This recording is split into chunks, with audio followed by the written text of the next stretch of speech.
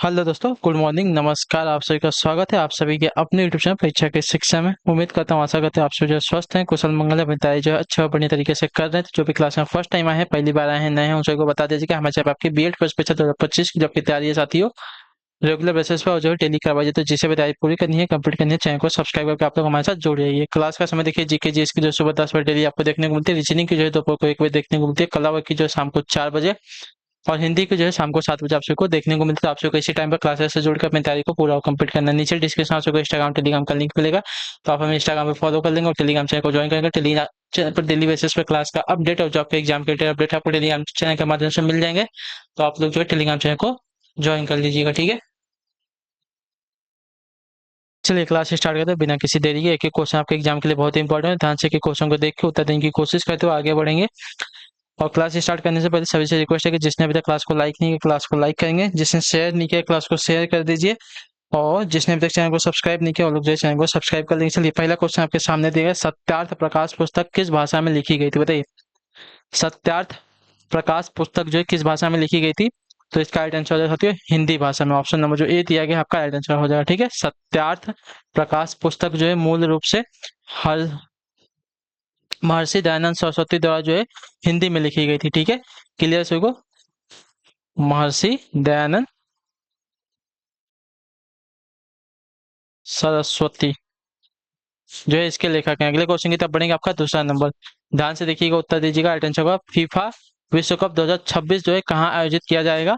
तो इसका right answer हो सकते हो अमेरिका, कनाडा और मैक्सिको में, ठीक है। ऑप्शन नंबर जो सी दिया गया आपका सही होता है। फीफा विश्व कप 2026 की मेजबानी जो है अमेरिका, कनाडा और मैक्सिको मिलकर करेंगे। ऐसा पहली बार होगा जब फुटबॉल के सबसे बड़े आयोजन की मेजबानी 3 देश मिलकर करेंगे। वर्ष 2026 में आयोजित होने वाला फीफा विश्व कप का 23वां संस्करण होगा, ठीक है। चलिए तीसरा नंबर प्रश्न ध्यान से देख के बताइएगा। तो भाखड़ा नांगल परियोजना किस नदी पर है, बताइए। भाखड़ा नांगल परियोजना, भाखड़ा नागल बांध परियोजना किस नदी पर बनी है? तो देखिए, भाखड़ा नागल बांध परियोजना की अगर बात की जाएगी तो आपका राइट आंसर होती है सतलज नदी पर है। तो ऑप्शन नंबर ए आपका राइट आंसर है। भाखड़ा नागल बांध परियोजना हिमाचल प्रदेश के बिलासपुर में सतलज नदी पर बना एक ठोस गुरुत्वाकर्षण बांध है। यह पंजाब, हरियाणा और राजस्थान राज्यों का एक संयुक्त उद्यम है। यह परियोजना जो है देश की सबसे बड़ी बहुउद्देशीय नदी घाटी परियोजना है, जिसे वर्ष 1963 में देश को समर्पित किया गया था। चलिए चौथा नंबर, 68वें राष्ट्रीय फिल्म पुरस्कार 2022 में कौन सी फिल्म को जो है सर्वश्रेष्ठ फिल्म पुरस्कार दिया गया, बताइए। 68वें राष्ट्रीय फिल्म पुरस्कार 2022 में कौन सी फिल्म को जो है सर्वश्रेष्ठ फिल्म का पुरस्कार दिया गया? तो इसका राइट आंसर होती हो सोरारई पोट्टू को, ठीक है। ऑप्शन नंबर जो डी दिया गया आपका राइट आंसर। 68वें राष्ट्रीय फिल्म पुरस्कारों के तहत जो है सर्वश्रेष्ठ फीचर फिल्म का पुरस्कार जो है सोरारई पोट्टू को जो है प्रदान किया गया, ठीक है। अगले क्वेश्चन की तरफ बढ़ेंगे, आपका पांचवा नंबर। द्रोणाचार्य पुरस्कार किस क्षेत्र में दिया जाता है? तो द्रोणाचार्य पुरस्कार आपका दिया जाता है साथियों यहाँ पे खेल प्रशिक्षण के क्षेत्र में। तो ऑप्शन नंबर जो बी दिया गया साथियों आपका राइट आंसर। द्रोणाचार्य पुरस्कार खेल जो है कोचिंग यानी कि प्रशिक्षण में उत्कृष्टता के लिए जो है भारत सरकार के युवा मामले और खेल मंत्रालय द्वारा दिया जाता है, ठीक है। द्रोणाचार्य पुरस्कार में एक पदक, एक प्रमाण पत्र और नगद धनराशि प्रदान की जाती है। अगला आपका साथियों छठा नंबर, सीमांत गांधी के नाम से किसे जाना जाता है? तो खान अब्दुल गफ्फार खान को। ऑप्शन नंबर ए आपका राइट आंसर। खान अब्दुल गफ्फार खान को सीमांत गांधी के नाम से भी जो है जाना जाता है। वह भारत रत्न प्राप्त करने वाले 1987 ये पहले विदेशी थे, ठीक है। अगले क्वेश्चन मतलब पाकिस्तान में थे, इसकी वजह से उनको विदेशी कहा गया। चलिए सातवां नंबर है, प्रथम पंचवर्षीय योजना कब लागू की गई थी? तो प्रथम पंचवर्षीय योजना आपकी लागू की गई थी 1 अप्रैल 1951 में, ठीक है। ऑप्शन नंबर सी आपका सही उत्तर होगा, ठीक। जो मुख्य रूप से प्राथमिक क्षेत्र के विकास पर केंद्रित थी। पहली पंचवर्षीय योजना 1951 से 56 तक कुछ संशोधनों के साथ जो है हैरोल्ड डोमर मॉडल पर आधारित थी, ठीक है। अगले क्वेश्चन की तरफ बढ़ेंगे, आपका आठवां नंबर प्रश्न क्या देगा? www का पूरा नाम क्या है? तो www का पूरा नाम का वर्ल्ड वाइड वेब है, ठीक है। विश्वव्यापी संचार, ठीक है। चलिए www का पूरा नाम का वर्ल्ड वाइड वेब है, ठीक है। www सूचनाओं का एक स्थान होता है जहां पर इंटरनेट पर मौजूद सभी वेबसाइट एक कंटेंट जैसे इमेज, वीडियो, ऑडियो आदि का लिंक स्टोर रहता है। www डब्ल्यू में मौजूद इंफॉर्मेशन को यूजर जो है यूआरएल यानी कि यूनिफॉर्म रिसोर्स लोकेटर के जरिए जो है एक्सेस कर पाते हैं। अगला क्वेश्चन, क्वेश्चन नंबर 9, ईसीजी का प्रयोग किसकी गति विधि दर्ज करने के लिए किया जाता है? ईसीजी का प्रयोग जो है किसकी गति दर्ज करने के लिए किया जाता है? तो इसका राइट आंसर आपका हो जाएगा साथियों हृदय की। ठीक है, ऑप्शन नंबर जो ए दिया गया आपका राइट आंसर इलेक्ट्रोकार्डियोग्राम। ईसीजी का फुल फॉर्म होता है इलेक्ट्रोकार्डियोग्राम, एक प्रकार का चिकित्सीय परीक्षण है जो हृदय की गतिविधि को दर्शाता है। ठीक है, अगला क्वेश्चन आपका 10वां नंबर बताइएगा आंसर को, उच्च न्यायालय के न्यायाधीशों की नियुक्ति कौन करता है? तो उच्च न्यायालय के न्यायाधीशों की नियुक्ति आपके राष्ट्रपति करता है। ऑप्शन नंबर जो डी दिया गया आपका राइट आंसर होगा। ठीक है, अनुच्छेद 217 के अनुसार जो उच्च न्यायालय के न्यायाधीशों की नियुक्ति आपका राष्ट्रपति के द्वारा की जाती है। क्लियर सभी को इसके बारे में?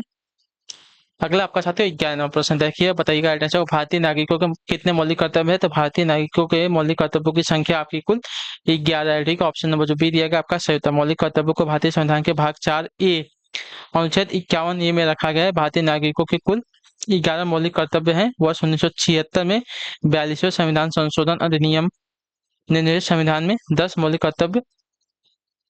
कर्तव्यों को जोड़ा गया था। उसके बाद 86वें संशोधन अधिनियम 2002 द्वारा जो 11वां मौलिक कर्तव्य इसमें जोड़ा गया था। ठीक है, चलिए 12 नंबर बताने की कोशिश करेंगे, आपका राइट आंसर करो। ठीक है, ध्यान से देखिए क्या देगा, स्वर्ण मंदिर की स्थापना किसने की थी? तो स्वर्ण मंदिर की स्थापना आपकी गुरु अर्जुन देव ने की थी। ऑप्शन नंबर ए आपका राइट आंसर। स्वर्ण मंदिर को जो है श्री हरमंदिर साहब और श्री दरबार साहब के नाम से भी जो है जाना जाता है।